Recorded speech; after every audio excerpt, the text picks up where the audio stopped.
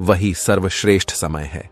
इस समय को आपको भरपूर ढंग से जीना चाहिए, क्योंकि यह समय जो आज आपके पास है वह दोबारा नहीं लौटने वाला। बहुत समय पहले की बात है, एक नगर में एक बहुत ही गरीब व्यक्ति रहता था। वह जब भी किसी धनी व्यक्ति को देखता तो वह मन ही मन बोलने लगता और कहता, हे भगवान, तूने मुझे इतना गरीब क्यों बनाया? इन अमीर व्यक्तियों को देखो, ये लोग कैसे ढंग से खेल रहे हैं, जीवन का आनंद ले रहे हैं, और एक मैं हूं जो हर रोज एक एक पैसे के लिए तरस जाता हूं। मेरे पास तो फूटी कौड़ी तक नहीं है और यह लोग पैसे बर्बाद कर रहे हैं। हे भगवान, मुझे भी अमीर बना दे। एक दिन वह व्यक्ति इसी तरह बोल रहा था, तभी उसके पास से एक बौद्ध भिक्षु गुजर रहे थे। उन भिक्षु ने उस गरीब व्यक्ति की सारी बातें सुन ली और तभी वह बौद्ध भिक्षु उस व्यक्ति से कहते हैं, क्या बात है भंते, तुम इतने परेशान क्यों हो? तुम इतने दुखी क्यों लग रहे हो? क्या कोई तकलीफ है तुम्हें? तभी वह व्यक्ति कहता है, हे गुरुदेव, मैं बहुत दुखी हूं, मैं बहुत गरीब हूं, मेरे पास तो खाने तक के लिए पैसे नहीं बचते, मैं एक एक पैसों के लिए तरस जाता हूं। इस दुनिया में मेरा कोई नहीं, मैं सुखी होना चाहता हूं, मुझे सुखी होना है, मुझे अमीर होना है। हे गुरुवर, क्या आप मुझे कोई ऐसा उपाय बता सकते हैं जिससे मैं जल्द से जल्द अमीर हो जाऊं और मेरे पास किसी चीज की कोई कमी ना रहे? उस व्यक्ति की यह बात सुनकर उन बौद्ध भिक्षु ने उस व्यक्ति की तरफ ध्यान से देखा और फिर उस व्यक्ति को कहते हैं, भंते, तू मेरे साथ चल। इतना कहकर वह भिक्षु उस गरीब व्यक्ति को एक अमीर व्यक्ति के घर ले गए।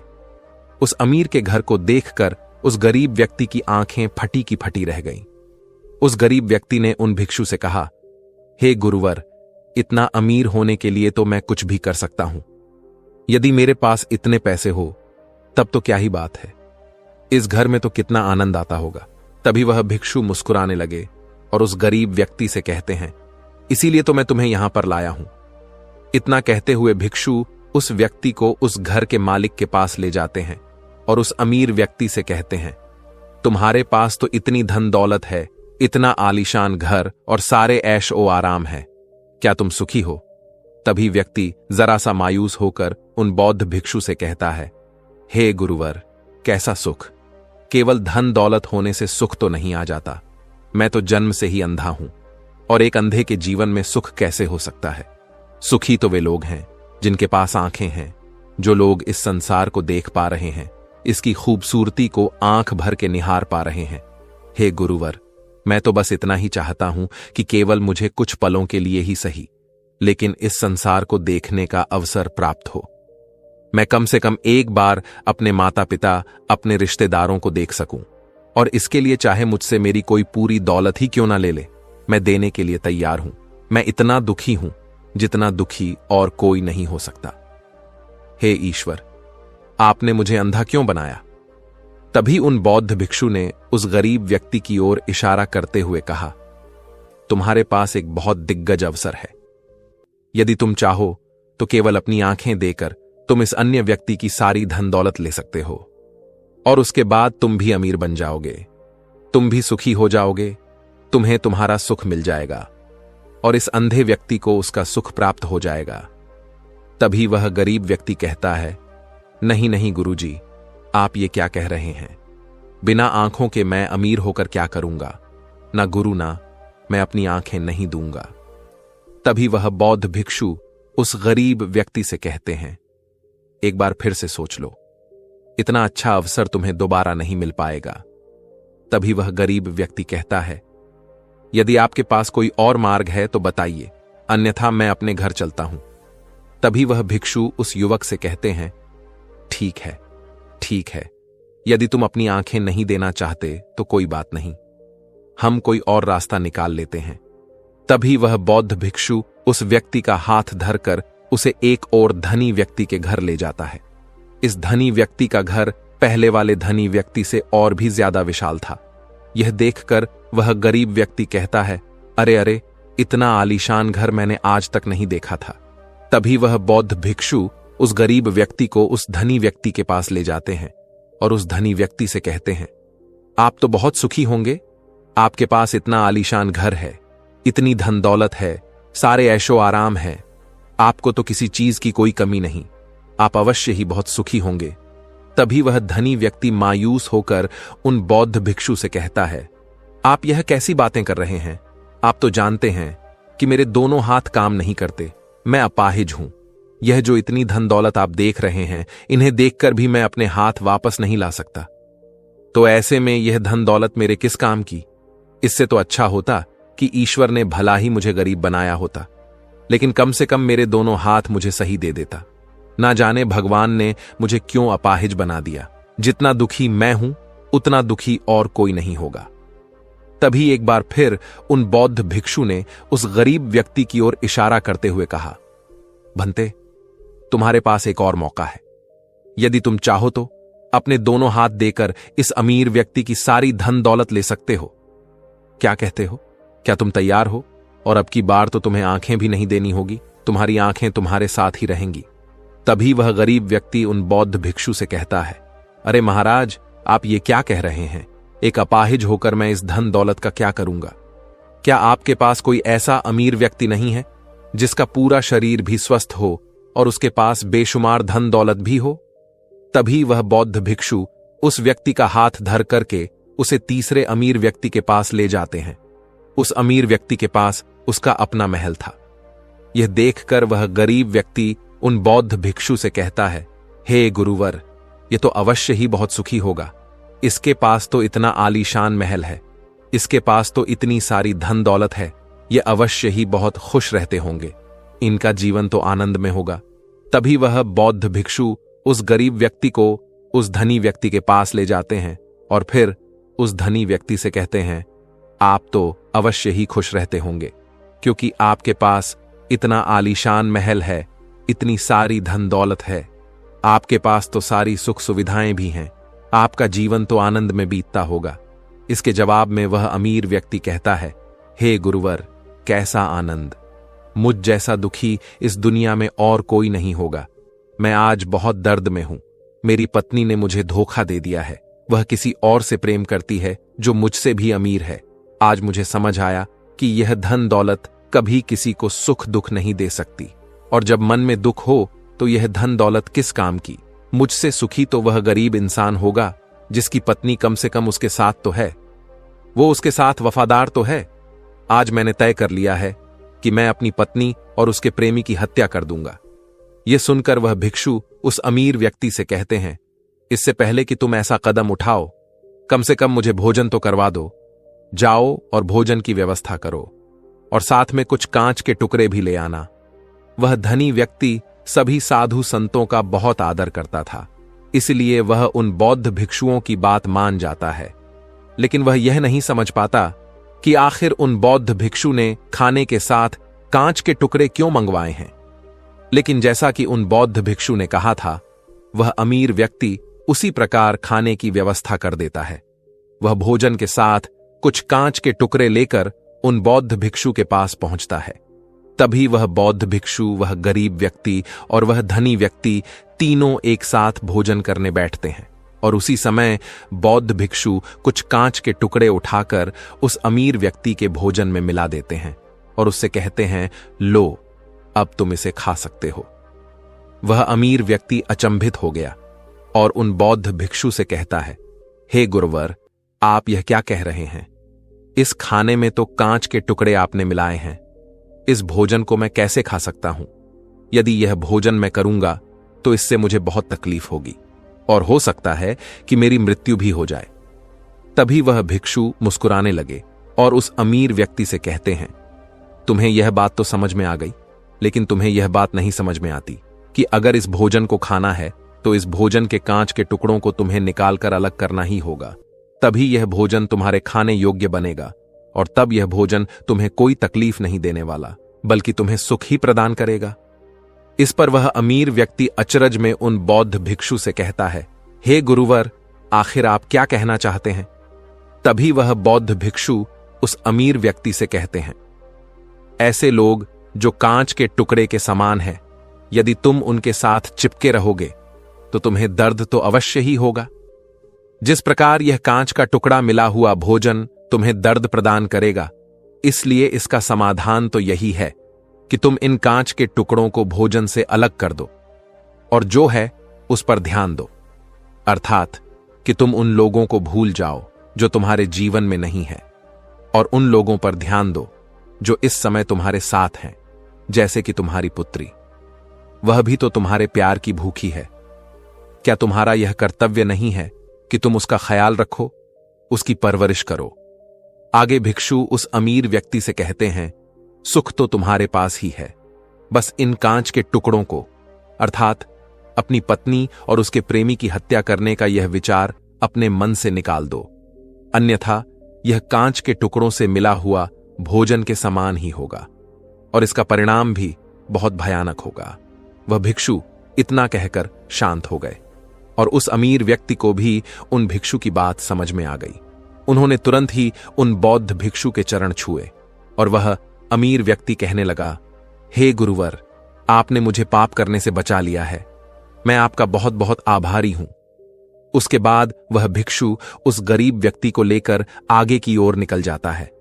तभी रास्ते में वह गरीब व्यक्ति उन भिक्षु से कहता है, हे गुरुवर, क्या इस दुनिया में ऐसा कोई नहीं है जो सुखी हो? तभी वह भिक्षु उस गरीब व्यक्ति से कहते हैं, भंते, आखिर तुम सुखी क्यों नहीं हो? इस पर वह गरीब व्यक्ति कुछ देर के लिए सोच विचार करता है, लेकिन उसके पास कोई जवाब नहीं होता। तभी वह भिक्षु उस गरीब व्यक्ति से कहते हैं, क्योंकि तुम्हें वह चाहिए जो तुम्हारे पास नहीं है। तुम्हारे पास धन नहीं है और तुम्हें धन चाहिए। तुम अमीर होना चाहते हो। तुम्हें लगता है कि वह तुम्हें सुख देगा, लेकिन तुम इस वास्तविकता को भी भूल रहे हो कि बाद में तुम्हें दुख भी वही देगा। जैसे कि जब हम पहले एक अमीर व्यक्ति के पास पहुंचे थे तो उसके पास आंखें नहीं थीं। उसके पास जो नहीं था वह उसके लिए बिलक रहा था, जबकि उसके पास तो बेशुमार धन दौलत थी और उसका पूरा शरीर भी पूरी तरह से स्वस्थ था, लेकिन उसका ध्यान उस पर नहीं था। वह उसे छोड़कर उन चीजों के पीछे भाग रहा था जो उसके पास नहीं थीं। इसी तरह से दूसरे अमीर व्यक्ति के पास आंखें थीं, धन दौलत भी थी, लेकिन हाथ नहीं थे। इसी प्रकार जो चीज उसके पास थी वह उसका आनंद नहीं ले रहा था, बल्कि वह तो इस दुख में था कि उसके पास उसके हाथ नहीं है। और ठीक इसी प्रकार से तीसरा अमीर व्यक्ति भी दुखी था, क्योंकि उसके पास तो धन दौलत भी थी, ऐशो आराम भी था, और उसके पास तो उसका पूरा शरीर भी था। वह पूरी तरह से स्वस्थ और तंदुरुस्त भी था, लेकिन फिर भी वह दर्द में था, क्योंकि उसे उसकी पत्नी ने धोखा दे दिया था, जो उसकी कभी हो ही नहीं सकती थी। जो स्त्री केवल धन के लिए किसी और के साथ भाग जाए, क्या वह उसका साथ कभी दे सकती थी? नहीं। लेकिन उस अमीर व्यक्ति के पास जो था, अर्थात उसकी पुत्री, वह उसके बारे में सोच ही नहीं रहा था। आगे वह भिक्षु उस गरीब व्यक्ति से कहते हैं, अमीर गरीब होने से दुख और सुख का कोई मतलब नहीं होता। अमीर हो या गरीब, हमारे दुखी होने का एकमात्र कारण यही होता है कि हम हमेशा उन चीजों के पीछे भागते रहते हैं जो हमारे पास है ही नहीं, और जो वर्तमान में हमारे पास है हम उस पर ध्यान ही नहीं देते और ना ही उसका आनंद ले पाते हैं। हम तो केवल भविष्य में घूमते रहते हैं, भूतकाल में अटके रह जाते हैं, और यह सारी गलतियां हम वर्तमान की जमीन पर करते हैं। और यही कारण है कि तुम कभी आनंदित हो ही नहीं पाते, तुम कभी खुश नहीं रह पाते, क्योंकि जो आनंद का समय है, अर्थात वर्तमान का समय है, वह तो यूं ही नष्ट हो जाता है। तभी आगे वह भिक्षु उस गरीब व्यक्ति की ओर इशारा करते हुए कहते हैं, भंते, तुम मुझे यह बताओ, क्या तुम्हारे पास उन तीनों अमीर व्यक्तियों के दुखों में से कोई एक भी दुख है? तभी वह गरीब व्यक्ति सोच विचार कर उन भिक्षु से कहता है, नहीं, मेरे पास उन अमीर व्यक्तियों के दुख में से कोई भी दुख नहीं है। इस पर भिक्षु उस गरीब व्यक्ति से कहते हैं, तो फिर तुम दुखी क्यों हो? इसका जवाब देते हुए वह गरीब व्यक्ति उन भिक्षु से कहता है, हे गुरु, भले ही मैं उनके मुकाबले सुखी हूं, पर क्या धन कमाना या धन प्राप्त करने की इच्छा नहीं होनी चाहिए? क्या मुझे अपने वर्तमान को इसी तरह से स्वीकार कर लेना चाहिए? क्या मुझे हमेशा इसी तरह से गरीब रहना चाहिए? तभी भिक्षु दिल से मुस्कुराते हुए उस गरीब व्यक्ति से कहते हैं, वर्तमान में वर्तमान क्षण का आनंद लो।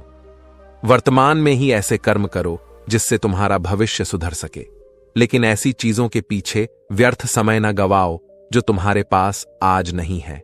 जो तुम्हारे पास आज है उसका आनंद लो, और जो तुम पाना चाहते हो उसके लिए केवल कर्म करो, और उस कर्म का फल तुम्हें भविष्य में मिलेगा। यानी इसकी चिंता में भी मत रहना, क्योंकि यदि तुम इसकी चिंता में रहोगे तो कभी सुखी नहीं रह पाओगे, भले ही हालात कितने भी बुरे क्यों ना हो। केवल अपने आज पर ध्यान दो और अपने कर्म मन लगाकर करो। इतना कहकर वह भिक्षु शांत हो गए, और गरीब व्यक्ति को भी उन बौद्ध भिक्षु की बात अच्छी तरह से समझ में आ चुकी थी। वह यह समझ चुका था कि अब से उसे अपने वर्तमान पर ध्यान देना है, उसे अपने वर्तमान को सुधारना है। उसके बाद उस गरीब व्यक्ति ने उन बौद्ध भिक्षु को प्रणाम किया और वापस अपने घर लौट गया। अब से वह गरीब व्यक्ति यह सोचकर हमेशा खुश रहने लगा कि कम से कम वह उन 3 अमीर व्यक्तियों से अधिक खुश है। उसके पास अधिक खुशियों की वजह है। हां, यह बात और है कि उसके पास धन नहीं है, लेकिन उसके पास ऐसी चीजें हैं जो धन से कहीं ज्यादा कीमती हैं, और वह है उसका पूरा शरीर जो पूरी तरह से स्वस्थ है। दोस्तों, मैं उम्मीद करता हूं कि यह कहानी सुनने से आपके जीवन में अच्छे बदलाव आए होंगे। आपको इस वीडियो से क्या सीखने मिला, यह कमेंट करके जरूर बताइए, और अपने परिवार, दोस्तों या आपके करीबी इंसान के साथ यह कहानी शेयर करके उन्हें भी इस ज्ञान से परिचित करवाए। बाकी अगर आपको यह वीडियो दिल से अच्छी लगी हो तभी इस वीडियो को लाइक कर देना, और आपने अब तक इस चैनल को सब्सक्राइब ना किया हो तो चैनल को सब्सक्राइब भी जरूर कर देना। आपका हर दिन शुभ हो और खुशियों से आपका जीवन भरा रहे। धन्यवाद। नमो बुद्धाय।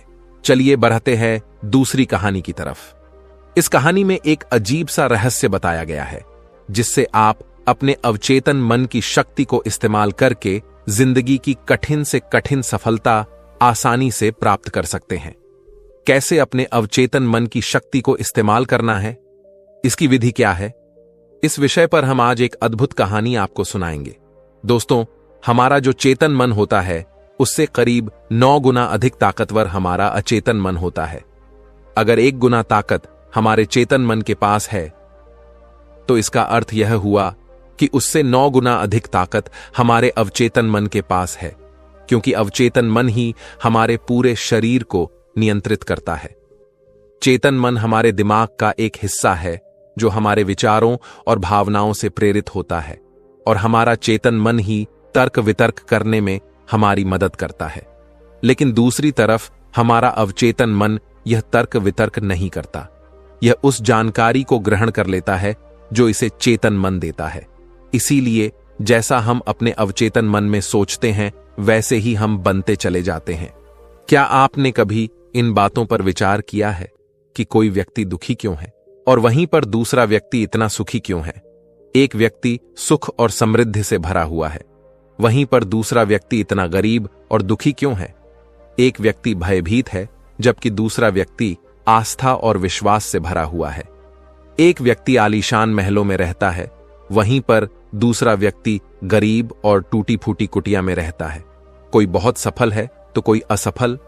कोई व्यक्ति जरा सी मेहनत करके सफलता प्राप्त कर लेता है, और वहीं पर कोई दूसरा व्यक्ति जीवन भर मेहनत करने के बाद भी असफल ही रह जाता है। तो आखिर इन सब चीजों का कारण क्या है? क्या आपने कभी इन पर विचार करने की कोशिश की है? हमारे जीवन में जो भी अच्छा है वह हमारे चेतन मन पर निर्भर करता है। अर्थात यदि आप अपने चेतन मन में यह बात भरेंगे कि मेरे साथ जो कुछ भी होगा वह अच्छा होगा, मेरे साथ जो कुछ भी हो रहा है वह अच्छा हो रहा है, और मैं एक दिन कामयाब जरूर बनूंगा, तो आप अवश्य ही अपने जीवन में कामयाब बन जाएंगे। वहीं पर यदि आप अपने अवचेतन मन में बुरी बुरी बातें रखेंगे, अर्थात नकारात्मक बातें कहेंगे, तो आपके जीवन में केवल नकारात्मकता ही भर जाएगी और आपके साथ कुछ भी अच्छा नहीं होगा। आप जहां जाएंगे वहां पर आपके हाथ केवल असफलता ही लगेगी। आप हमेशा निराश और परेशान ही रहेंगे, लेकिन उनका हल आपको कभी नहीं मिल पाएगा।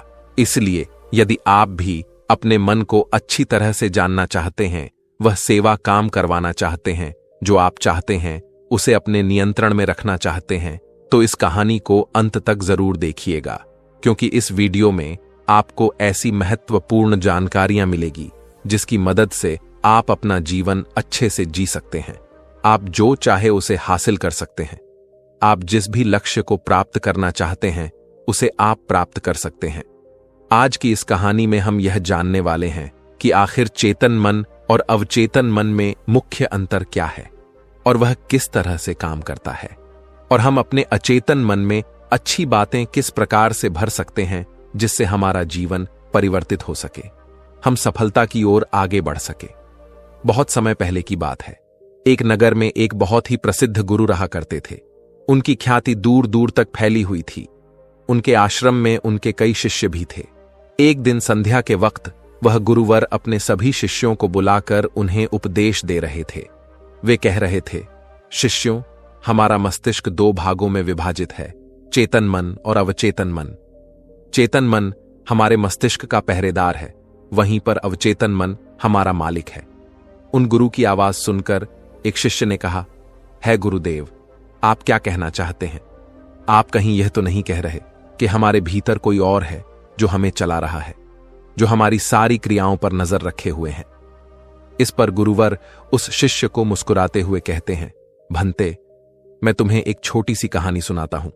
इस कहानी में तुम्हें तुम्हारे सवालों का जवाब मिल जाएगा। इस कहानी को ध्यानपूर्वक सुनना और इसे समझने का प्रयास करना। आगे गुरुवर कहानी बताते हुए कहते हैं, बहुत समय पहले की बात है। एक नगर में एक बहुत ही धनी सेठ रहा करता था और उसकी एक आलीशान हवेली भी थी। उसकी हवेली के द्वार पर हमेशा एक पहरेदार तैनात रहता था और हवेली में जब भी कोई उपद्रव होता, कोई शोर शराबा होता, तो उसकी आवाज चारों ओर गूंजने लगती और उस आवाज को सुनकर आसपास के लोग भी उस महल के पास आते और उस पहरेदार को खूब समझाने की कोशिश करते और कहते, देखो, तुम्हारी हवेली से बहुत सारी आवाजें आती हैं जिससे हमारे घर की शांति भंग हो जाती है। कृपया करके इन आवाजों को बंद करो। आखिर इस शोर शराबे में क्या रखा हुआ है? इस तरह से हल्ला करके तुम अपना जीवन कैसे शांति से बिता सकते हो? इस पर वह पहरेदार जवाब देते हुए कहता है, देखो भाई, मैं जानता हूं कि शोर करना बुरी बात है, लेकिन मैं क्या करूं? मैं भी इससे बहुत परेशान हूं। जो भी आवाजें होती हैं वह हवेली में होती है। इससे मेरी भी शांति भंग होती है। लेकिन आप मुझे क्यों समझा रहे हैं? इसका कारण मैं तो नहीं, इसका कारण तो मेरा मालिक है। आप उसे जाकर समझाइए। यह बात सुनकर लोग भी यह बात समझ जाते हैं कि बात तो सही है। आखिर इसमें इस पहरेदार की क्या गलती है? यह तो केवल अपना काम कर रहा है। गलती तो मालिक ही है। वह उपद्रव करता है, वह शोर शराबे करता है, और जब भी उसे यह सब करने का मन होता है तो वह हवेली के बाहर आता है और उपद्रव करके वह वापस हवेली में जाकर बैठ जाता है। और जिन लोगों को भी उस हवेली के मालिक से तकलीफ होती है, जिनकी भी शांति भंग होती है, वे सभी आकर उस पहरेदार को ही समझाने का प्रयास करते हैं। वह उसे खूब सुनाते हैं, लेकिन क्या इससे यह समस्या सुलझेगी? इस प्रश्न के साथ गुरुवर अपने शिष्य से कहते हैं, तुम ही बताओ, इसका क्या समाधान है? इस पर वे शिष्य गुरु के इस प्रश्न का जवाब देते हुए कहता है गुरुवर, जिन्हें भी उन हवेली के मालिक से तकलीफ है जो शोर शराबे करता है और लोगों की शांति भंग कर देता है, उन सभी को उनसे बात करनी चाहिए, तभी तो इसका समाधान निकलेगा। भला पहरेदार की इसमें क्या गलती है? वह तो केवल अपना काम कर रहा है और वह उससे ज्यादा कर भी क्या सकता है? उसके हाथों में तो और कुछ भी नहीं है। इस पर वह गुरुवर मुस्कुराते हुए अपने उस शिष्य से कहते हैं, भंते, ठीक इसी तरह से हमारा मन भी होता है। हमारा चेतन मन मनुष्य का पहरेदार होता है और पहरेदार को यह अच्छी तरह से पता है कि क्रोध करना बुरी बात है, बुरे शब्दों का इस्तेमाल करना बुरी बात है, अश्लील ख्यालों में खोए रहना बुरी बात है। अर्थात हमारे चेतन मन को यह बात बहुत अच्छी तरह से पता है कि गुस्सा करना, आलस करना, काम वासना जैसे विचार गलत है। यह सभी विकार हमारे भीतर नकारात्मक विचार उत्पन्न करते हैं, जिससे हमारा विनाश होता है। लेकिन वह कर भी क्या सकता है? वह चीज उसके हाथों में है ही नहीं, क्योंकि वह चीज वह कर ही नहीं रहा। यह तो वह अंदर बैठा मालिक कर रहा है, अर्थात हमारा अवचेतन मन, जो हमसे कोई भी कार्य बहुत ही आसानी से करवा लेता है। और यह सभी बातें हम में से हर कोई अच्छी तरह से जानते हैं और हमें ऐसा लगता भी है कि हम अच्छी तरह से समझ चुके हैं, जैसे कि वह पहरेदार समझता है। लेकिन वास्तविकता में तो इससे हमारे जीवन पर कोई भी बुनियादी फर्क नहीं होता। आगे वह गुरु उस शिष्य से कहते हैं, भंते, तुमने भी अपने आप को कई बार यह समझाने की कोशिश की होगी कि मुझे सुबह सही समय पर उठना है, आश्रम की साफ सफाई करनी है, भिक्षा मांगने जाना है और रात को आने के बाद मुझे ध्यान भी करना है। लेकिन क्या इससे कोई फर्क हुआ? इसका जवाब देते हुए शिष्य कहता है, नहीं, बिल्कुल नहीं हुआ। मैंने कई बार अपने आप को समझाया है कि मुझे इस समय पर यह काम करना है, मुझे अपना समय व्यर्थ नहीं करना, मुझे अपने समय का इस्तेमाल करना है और मुझे आगे बढ़ना है। लेकिन मैं चाहकर भी उन सभी कार्यों को समय पर नहीं कर पाता। इस पर वह गुरुवर अपने उस शिष्य से कहते हैं, भंते, जब भी हम अपने आप को कुछ समझाने का प्रयास करते हैं तो हमें ऐसा लगता है कि अब हम समझ चुके हैं और अब हमसे कोई गलती नहीं होने वाली, और हम सोचते हैं ज़रेनिया कि अब हमारा जीवन बदल जाएगा, हम जो भी करेंगे अब वह सही होगा, अब तो हम जीवन में सफलता प्राप्त कर ही लेंगे।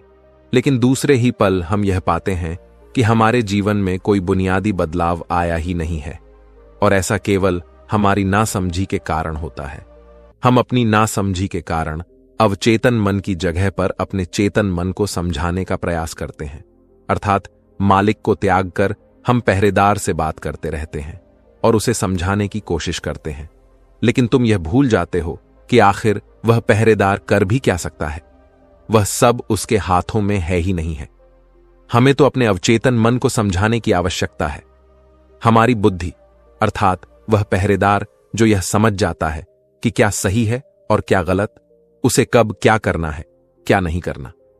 लेकिन यह सारी बातें केवल हमारे पहरेदार अर्थात हमारे चेतन मन के सीमित रह जाती हैं। यह सारी बातें हवेली के उस मालिक अर्थात हमारे अवचेतन मन तक तो पहुंच ही नहीं पाती, और यही कारण है कि हमारे जीवन में कभी कोई बुनियादी बदलाव हो ही नहीं पाता। ठीक उसी प्रकार जैसे कि यदि आपसे कोई कहता है कि पौधे में पानी भरोगे तो वह पौधा एक दिन वृक्ष होगा और फिर उसमें फल आएंगे, और आप उस बात को मान लेते हैं और उस पौधे में पानी भी देते हो, लेकिन आप पौधे की पत्तियों पर पानी देते हो और सोचते हो कि इसमें फल आएंगे। लेकिन जरा एक बार के लिए यह सोचिए, अगर पत्तियों में पानी दोगे तो उसमें फूल और फल कैसे आएंगे? हमें तो उस पौधे की जड़ में पानी देने की आवश्यकता है, लेकिन हम में से अधिकांश लोग केवल पत्तियों पर ही पानी छिड़क कर अपने आप को बहुत भाग्यशाली समझने लगते हैं। लेकिन वे यह भूल जाते हैं कि जो जो पानी वह पत्तियों पर दे रहे हैं वह पानी पेड़ की गहराइयों में तो जा ही नहीं पा रहा, तो ऐसे में उस पौधे पर फल कैसे लगेंगी?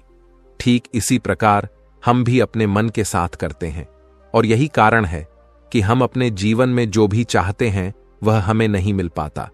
हम अपने जीवन में फल चाहते हैं लेकिन वह हमें नहीं मिल पाता। इस पर शिष्य उन गुरुवर से कहता है गुरुवर, तो फिर हमें क्या करना चाहिए? क्या ऐसा कोई उपाय है जिससे हम अपने चेतन मन की सारी बातें अपने अवचेतन मन तक पहुंचा सकें? ऐसी कोई प्रक्रिया है जिसमें हम अपने संदेश को अपने चेतन मन तक पहुंचा सके? इस पर वह गुरुवर शिष्य से कहते हैं, भंते, यदि तुमने अपने संदेश को चेतन मन तक पहुंचा दिया तब तुम जो चाहोगे वह इच्छा प्राप्त कर सकते हो। तुम जैसा चाहो उस लक्ष्य को प्राप्त कर सकते हो, क्योंकि हमारा अवचेतन मन हमारे चेतन मन से 9 गुना अधिक शक्तिशाली होता है। आपने कभी ना कभी यह देखा ही होगा कि एक मनोवैज्ञानिक जब किसी के मन के गुप्त राज को जानने की कोशिश करता है, तब वह मनोवैज्ञानिक जब उसके मन की बात को बाहर निकलवाना चाहता है, उसके अतीत में जो भी घटना घटी है उसमें साफ साफ रूप से प्रवेश करना चाहता है, तो इसके लिए वह हाइप्नोसिस का उपयोग करते हैं। और आप में से अधिकांश लोगों ने इस प्रक्रिया को देखा ही होगा। इस प्रक्रिया का प्रयोग करके मन की सारी सूचनाएं अपने आप ही बाहर निकलती हैं। इस प्रकार किसी के भी मन को काबू में करके हम उससे जो चाहे वह कार्य करवा सकते हैं। हां, अब आपके मन में यह भी प्रश्न उठ रहा होगा कि शायद वह सभी हमारे अवचेतन मन की चाल को समझते हैं, वह इसे अच्छी तरह से जानते हैं कि उसे किस तरह से अपने काबू में किया जाता है। तो इसका जवाब बहुत ही सीधा और सरल है, और इसका जवाब है हां, क्योंकि उन्होंने इसके ऊपर कई बार प्रयोग किया है और वह इसमें इतने निपुण हो जाते हैं कि वह किसी भी दूसरे मन पर अपना काबू कर सकते हैं। और अगर आप भी अपने अवचेतन मन की बात को समझते हैं, अपने मन की चाल को समझते हैं, तो आप भी अपने ही नहीं बल्कि किसी दूसरे के मन को भी वश में कर सकते हैं। आगे गुरुवर अपने उस शिष्य से कहते हैं, भंते, अपने अचेतन मन तक संदेश पहुंचाने के लिए आपको अपने चेतन मन को शांत करना होगा, उसे सुलाना होगा। और ऐसा इसीलिए क्योंकि हमारा चेतन मन तर्क वितर्क करने में माहिर है। वह एक पहरेदार है, वह हमारी रक्षा के लिए हमेशा तैनात रहता है। इसीलिए जब भी तुम अपना कोई संदेश उस चेतन मन तक पहुंचाने की कोशिश करोगे जरेनिया, तो वह तुमसे तर्क वितर्क जरूर करेगा और हमें अपनी बात अपने मालिक तक पहुंचाने की इजाजत तक नहीं देगा। जब तक कि हम अपनी बात अपने चेतन मन को अच्छी तरह से समझा नहीं देते या उसे शांत नहीं कर देते, तब तक वह हमें उस हवेली में घुसने नहीं देगा। क्योंकि हमारी सामान्य बुद्धि अर्थात हमारा चेतन मन तर्क वितर्क करने में माहिर होता है। और यही कारण है कि हम में से अधिकांश लोग अपने अचेतन मन तक एक साफ और स्पष्ट संदेश पहुंचा ही नहीं पाते, और इसी कारण हम अपने अचेतन मन को भी अच्छी तरह से समझ नहीं पाते। और हमारा अचेतन मन तर्क वितर्क नहीं करता, उसे तो केवल साफ और स्पष्ट संदेश चाहिए जिस पर वह कार्य कर सके। और उस तक हम साफ और स्पष्ट संदेश तभी पहुंचा सकते हैं जब हमारा मन पूरी तरह से शांत रहेगा, जब हमारे मन में और कोई विचार नहीं होंगे। और यही कारण है कि जब एक मनोवैज्ञानिक किसी के मन पर प्रयोग करता है, उसके मन को काबू करने की कोशिश करता है, उससे मनचाही बात निकलवाने की कोशिश करता है, तो सबसे पहले वह उसके चेतन मन को ही सुलाते हैं। आपने कहीं ना कहीं यह तो देखा ही होगा कि उनके सामने एक पेंडुलम जैसी चीज उनकी आंखों के सामने रख दी जाती है और उसे घुमाया जाता है, जिसे लगातार देखने के बाद वह व्यक्ति पूरी तरह से निद्रा में चला जाता है और इस कारण उसका चेतन मन पूरी तरह से शांत हो जाता है। और जब उसका पहरेदार पूरी तरह से सो जाता है और उसके पास तर्क वितर्क करने के लिए कोई नहीं बचता, तब वह वैज्ञानिक आसानी से उस हवेली में जाता है और उस मालिक से जी भर के बातें करता है। जो बातें वह चाहता है वह बातें वह उससे निकलवा देता है। टिब के एक महान दार्शनिक ने कहा था कि अगर बात समझ में आ जाए तो आपका जीवन परिवर्तित हो जाता है। लेकिन उन्होंने वह बात उस समय के लोगों के लिए कही थी, क्योंकि उस समय टिब और बाकी दुनिया के लोग बहुत सरल हुआ करते थे। उनका मन बहुत साफ हुआ करता था और उनको जो भी बातें बताई जाती थीं, वह उन बातों को बहुत शांतिपूर्वक सुनते और समझते थे। उस समय कोई भी तर्क वितर्क नहीं करता था, और जब कोई व्यक्ति तर्क वितर्क करने में माहिर होता था तो वह उसे तर्क वितर्क करने देते और शांति से केवल उसकी बातें सुनते, जब तक कि व्यक्ति तर्क वितर्क करके थक ना जाए। तो वह गुरु के पास वापस आता है और उनसे कहता है गुरुवर, मैं अब तर्क वितर्क करके थक चुका हूं, लेकिन उससे मुझे कुछ भी हासिल नहीं हुआ। कृपया करके अपना कोई मार्ग बताइए, आप मुझे अपने तरीके से समझाएं। अब मैं उसमें कोई भी अवरोध उत्पन्न नहीं करूंगा। ठीक इसी प्रकार से हमारी बुद्धि भी काम करती है। जब हमारा मस्तिष्क तर्क वितर्क करके थक जाता है, तब उसे इस बात का एहसास होता है कि तर्क वितर्क करके उसे कुछ भी हासिल नहीं होने वाला, और उस समय तक उसे कुछ भी समझ में नहीं आएगा। अगर आपको यह वीडियो दिल से अच्छी लगी हो, तभी इस वीडियो को लाइक कर देना, और आपने अब तक इस चैनल को सब्सक्राइब ना किया हो तो चैनल को सब्सक्राइब भी जरूर कर देना। आपका हर दिन शुभ हो और खुशियों से आपका जीवन भरा रहे। धन्यवाद। नमो बुद्धाय। मित्रों, ये बात बिल्कुल सच है, और ये कहावत भी सही है कि जिंदगी में जो होता है अच्छे के लिए होता है। इस कहावत का मतलब है कि हमारे जीवन में जो भी घटनाएं घटती हैं वे किसी न किसी कारण से होती हैं और अंत में हमारे भले के लिए ही होती हैं। कई बार हमें किसी समस्या का हल तुरंत समझ नहीं आता, लेकिन समय के साथ हम महसूस करते हैं कि जो हुआ उसमें कोई गहरा कारण छिपा था। नमस्कार दोस्तों, स्वागत है आपका दिव्य शिव ज्ञान चैनल पर। अगर आप हमारे चैनल पर नए हैं तो दिव्य शिव ज्ञान चैनल को सब्सक्राइब कर लें। तो चलिए इस विचार को समझने के लिए एक छोटी सी कहानी के माध्यम से सीखते हैं। इस कहानी में जीवन के हर पहलू को देखने का एक नया दृष्टिकोण मिलेगा। दोस्तों, इस कहानी को अंत तक जरूर सुनें, प्राचीन काल की बात है। एक गांव में अर्जुन नाम का युवक काम के सिलसिले में नगर गया हुआ था। अपना काम पूरा करके वह अपने नगर की ओर लौट रहा था। वह रास्ता एक घने जंगल से होकर जाता था। अचानक उसे कुछ डाकुओं ने उसे घेर लिया। उन्होंने उसकी पूरी कमाई छीन ली और उसे निहत्था छोड़ दिया। अर्जुन बेहद परेशान हो गया। उसने सोचा, अब मैं घर कैसे जाऊंगा, अपने परिवार का खर्चा कैसे चलाऊंगा। निराशा के साथ चलते चलते उसे रास्ते में एक विद्वान योगी मिले। अर्जुन ने सोचा, क्यों ना मैं अपनी परेशानी इनसे साझा करूं, शायद यह मेरी मदद कर सकें। यह सोचकर वह योगी के पास गया और अपनी आपबीती सुनाते हुए रोने लगा।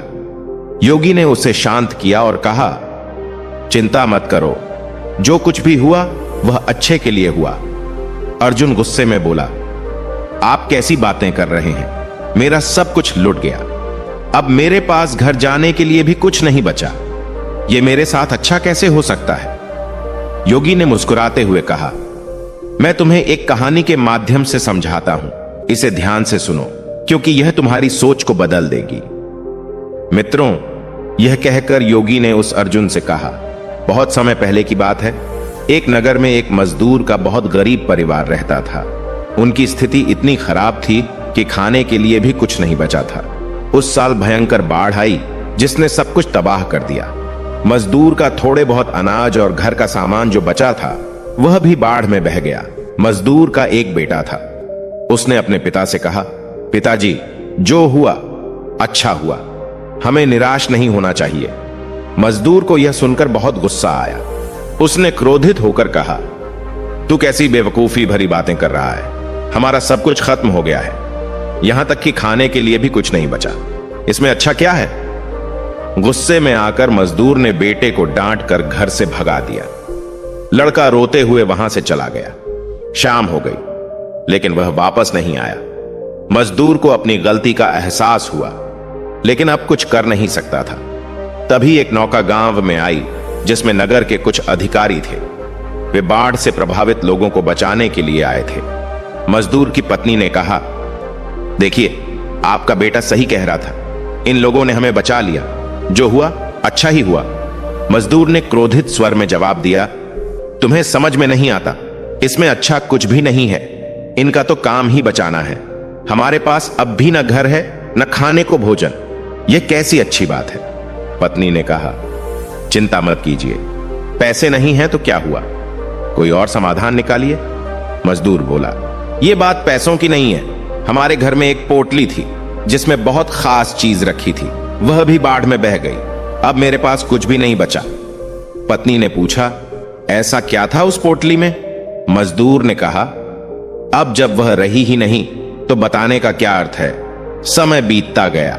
मजदूर ने लोगों से मदद मांगकर किसी तरह जीवन यापन करना शुरू किया, लेकिन इस तरह जीवन चलाना आसान नहीं था। उस साल खेत में भी फसल अच्छी नहीं हुई। वह बेहद परेशान था। एक दिन अपनी पत्नी के साथ बैठकर बातें करते हुए उसने कहा, अब आगे क्या करें। पत्नी ने सुझाया, आप नगर में जाकर कोई काम तलाश क्यों नहीं करते, थोड़े समय के लिए किसी भी काम से धन कमा सकते हैं। मैं भी बगल के घरों में कामकाज करके थोड़ा बहुत सहयोग करूंगी। मजदूर को बात सही लगी। अगले दिन वह काम की तलाश में नगर गया। उसने हर गली में काम ढूंढा, लेकिन किसी ने उसे कोई काम नहीं दिया। अब वह चिंता के मारे परेशान होने लगा कि वह अपने परिवार का जीवन यापन कैसे करेगा। वह एक गरीब मजदूर था जिसके पास घर नहीं था। बाढ़ के बाद उसने किसी तरह घास फूस से छोटा सा घर बना लिया था। एक दिन वह अपने खेत की फसलों को देखकर चिंतित हो रहा था, क्योंकि इस साल फसल भी अच्छी नहीं हुई थी। उसने उदासी में कहा, मेरा लड़का भी घर छोड़कर चला गया, मैं तो हर तरह से अनाथ हो गया हूं। उसकी पत्नी उसे फिर समझाने लगी, आप चिंता छोड़िए, बार बार कोशिश करें, काम कहीं ना कहीं मिल ही जाएगा, घर पर बैठकर रोने से कुछ नहीं होगा। उसकी बात गरीब मजदूर को सही लगी। अगले दिन वह काम की तलाश में नगर गया, लेकिन इस बार भी उसे कोई काम नहीं मिला। वह निराश होकर लौट ही रहा था कि रास्ते में उसे एक योगी मिले। योगी ने पूछा, तुम इतने परेशान क्यों हो। गरीब मजदूर ने अपनी सारी व्यथा सुनाई। बाढ़ में मेरा सब कुछ बह गया, खाने के लिए कुछ नहीं है और मैंने गुस्से में अपने बेटे को घर से निकाल दिया। अब वह घर छोड़कर चला गया। योगी ने मुस्कुराते हुए कहा, जो हुआ अच्छा हुआ। यह सुनकर गरीब मजदूर को गुस्सा आ गया। उसने कहा, कैसे कह सकते हैं कि यह अच्छा हुआ? मेरा सब कुछ खत्म हो गया, मेरा बेटा भी घर छोड़कर चला गया, इसमें अच्छा क्या है? योगी ने शांत स्वर में कहा, सब्र रखो, समय आने पर तुम्हें हर सवाल का जवाब मिल जाएगा। जो कुछ होता है किसी न किसी अच्छे कारण से होता है। योगी वहां से चले गए। गरीब मजदूर को यह सोचकर अफसोस हुआ कि योगी को देने के लिए उसके पास कुछ भी नहीं था। उस रात वह यही सोचता रहा कि कैसे जो कुछ हुआ वह अच्छे के लिए हो सकता है। अगले दिन फिर से वह काम की तलाश में नगर गया। इस बार उसकी किस्मत बदल गई। एक बड़े अधिकारी ने उसे अपने घर में काम पर रख लिया। अधिकारी ने कहा, तुम्हें रहने की परेशानी हो तो मेरे घर के पास का खाली मकान ले लो।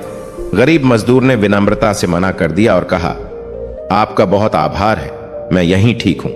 अधिकारी ने उसे अच्छी तनख्वाह पर काम दिया। गरीब मजदूर और उसकी पत्नी अब बेहद खुश थे।